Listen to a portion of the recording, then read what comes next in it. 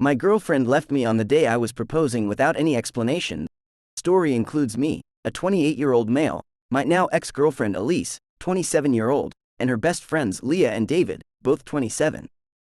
Elise and I had been together for 3 years and living together for 1.5 years. Our relationship was very strong and we were madly in love. All of our friends always used to say that we were a perfect couple. Our communication was strong and we had everything planned in our lives. I told her that I wouldn't be marrying her before I got a job that paid well enough to build our family, and she agreed. Well, I got a very good job 2 months ago and we started planning our lives together. Our plan was to get married in the next year or two, buy a house, and then have kids when we had more financial stability. She also started dropping hints that I should propose. I was already planning to propose, so I started researching for rings, proposal venues, etc. This is when I contacted Leah and asked her to meet me and keep it a secret. I told her my plans and she confirmed that Elise would love this and also gave me some suggestions, which I loved. Leah also included David, as the three of them were best friends since childhood and knew each other very well. They also helped me pick the ring. The plan was to rent a cabin surrounded by nature and wilderness, as Elise likes that a lot.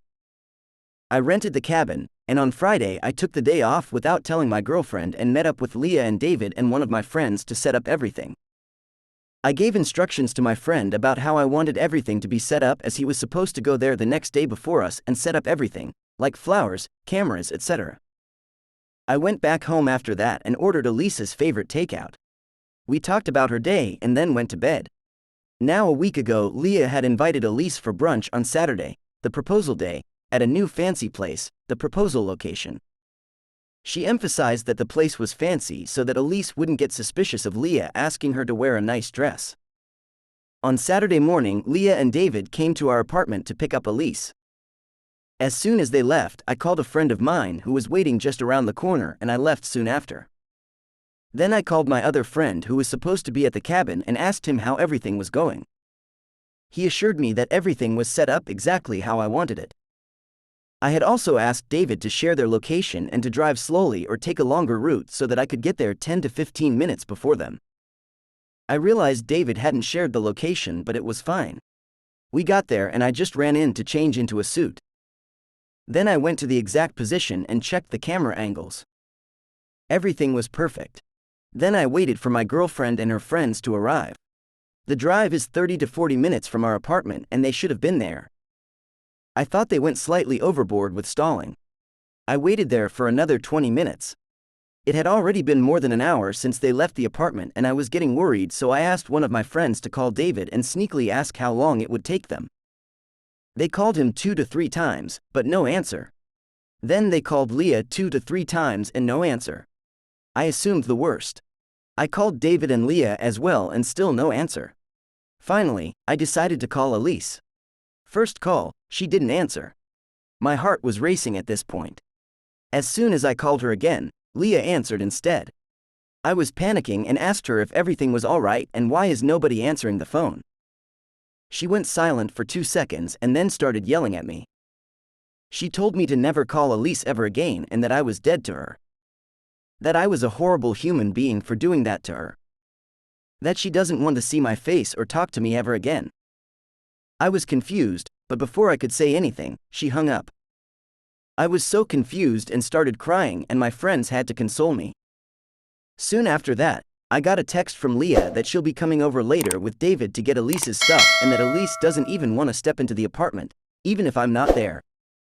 I immediately called her parents to ask what was going on. They knew about the proposal and we were supposed to go to their home for lunch after the proposal. They had no clue what was going on and told me that they would call her and ask. I got a call from them 10 minutes later saying that they called Elise and she told them that she couldn't talk right now and she'll call them later.